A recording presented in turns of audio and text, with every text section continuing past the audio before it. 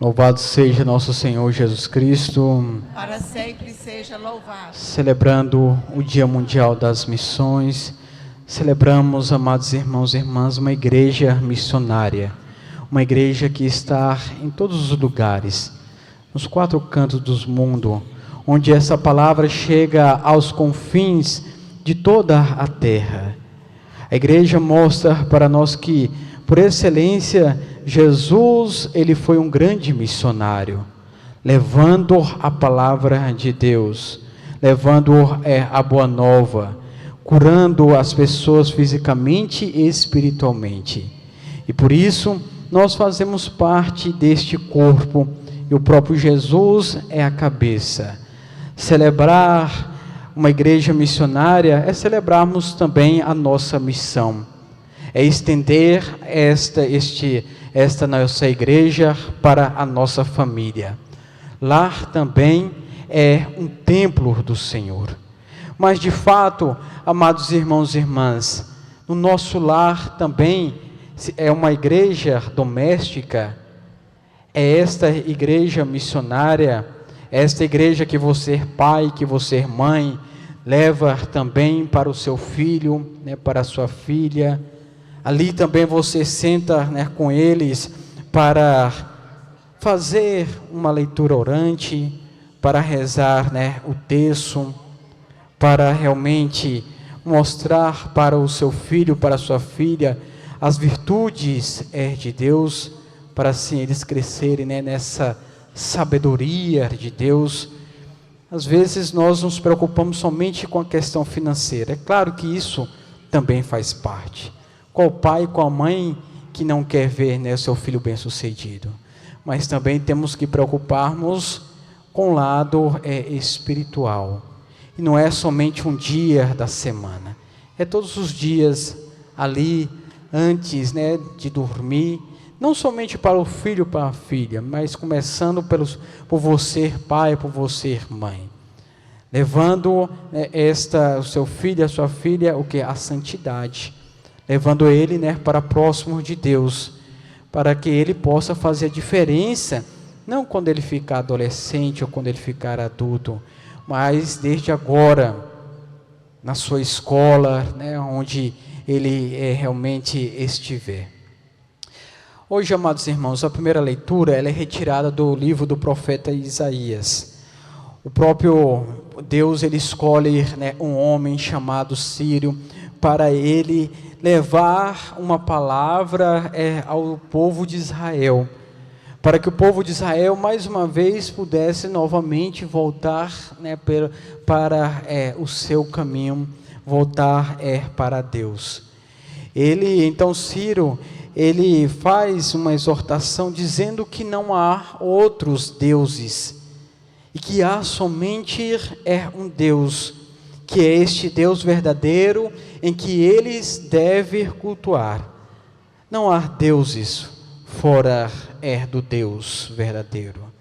Para que eles pudessem realmente tomar uma direção na vida deles, e que pudesse deixar aquelas angústias, outras coisas em que eles faziam, que eles estavam cultuando a Deus. Por isso Ciro diz, para que todos saibam do Oriente ao Ocidente, que fora de mim outro não existe. Eu sou o Senhor, não há outro. Não existe um outro Deus, amados irmãos, a não ser esse que verdadeiramente a palavra de Deus hoje revela para nós, em que a Eucaristia também revela para nós.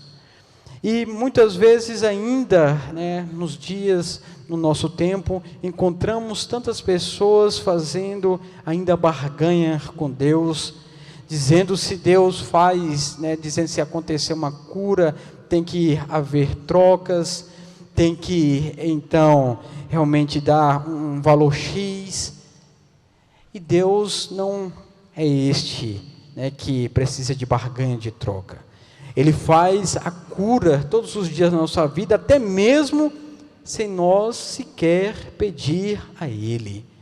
O milagre acontece na nossa vida, e o maior milagre somos nós, é a nossa vida. Então não é preciso criar deuses, fazermos trocas, né, com Ele, nada disso não é preciso.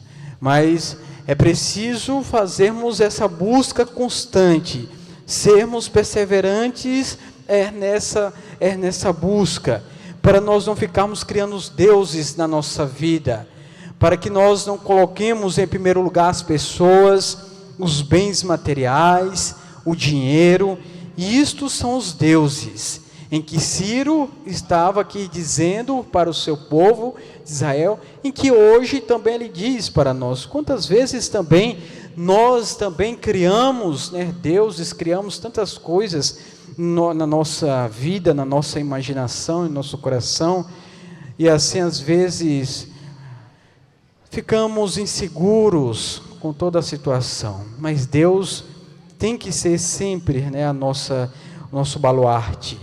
Ele que tem que ser a nossa confiança.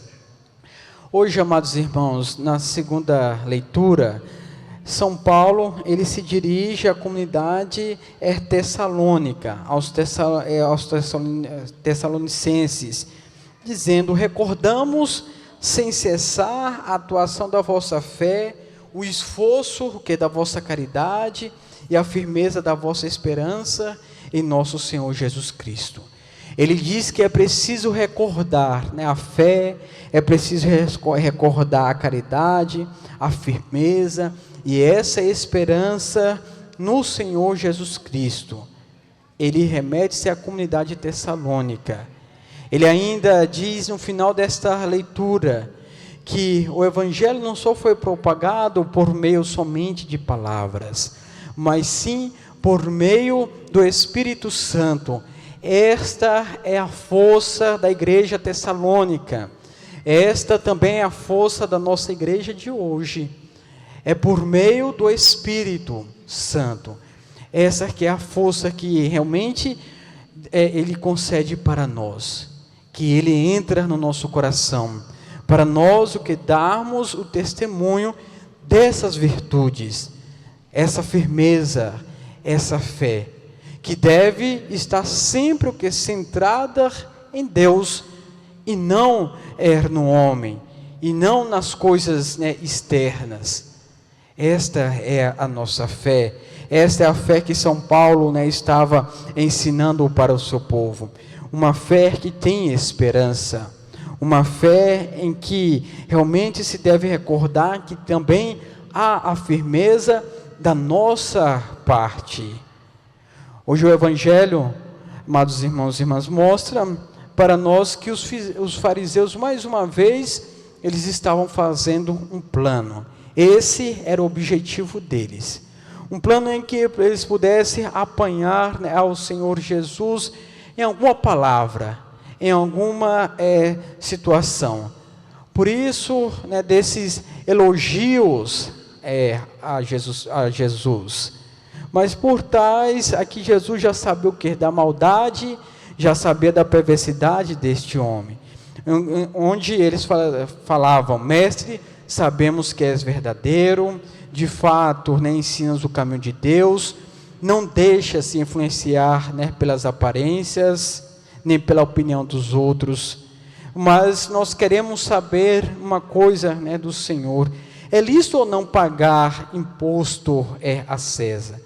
Então Jesus percebeu a maldade deles e disse logo: vocês, né, são hipócritas, porque me preparais uma armadilha? Mostrai-me a moeda do imposto. E nessa moeda aqui está contido a figura de César. O que eles queriam realmente com esta pergunta? O que eu devo fazer com esta moeda que é de César? Então não devo pagar os impostos? Devo então somente estar nas sinagogas, somente fazendo as minhas orações, dando o meu dízimo, minha oferta? É isto que eles queriam saber. Se o próprio Jesus ia negligenciar os impostos de César, se ia negligenciar realmente, né, as leis da sociedade judaica. E Jesus, ele não faz isso. Jesus, ele não negligencia nenhuma lei civil da sua sociedade, do seu tempo.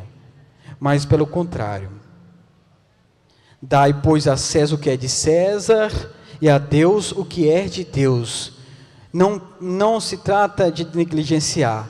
Então ele fala logo para os fariseus: vocês devem sim pagar, os seus impostos, pagarem as suas contas, pagarem o que vocês devem, mas também vocês devem sim dar o que é de Deus. Vocês devem sim saber, os mandamentos e os preceitos que são de Deus. O que vocês vão querer quebrar? O que é de César ou o que é de Deus? E por isso, aqui então mostra, para nós essa grande sabedoria e deixa eles mais ainda confusos em minha situação. Eles logo pensaram, os fariseus: nós não podemos quebrar realmente o que é de César e também nem podemos quebrar, o que é também de Deus. Devemos dar cada um conforme realmente é prometido. Amados irmãos e irmãs, vivemos também nesse tempo. Estamos dando conforme realmente o que é prometido a César, que são os nossos impostos, as nossas contas, aquilo que nós devemos. Também concedemos o que é de Deus, damos de fato o que é preciso para Deus, por meio também da nossa vida, um coração generoso aberto, por meio dos nossos dízimos, das nossas ofertas. Deus ele não vai colocar uma faca no nosso pescoço e forçar a nós realmente dar o que é dele, jamais. O caminho de Deus é um caminho livre, um caminho aberto para nós seguirmos. Que as santas palavras de Deus nos ajude hoje e sempre em nossa vida. Louvado seja nosso Senhor Jesus Cristo.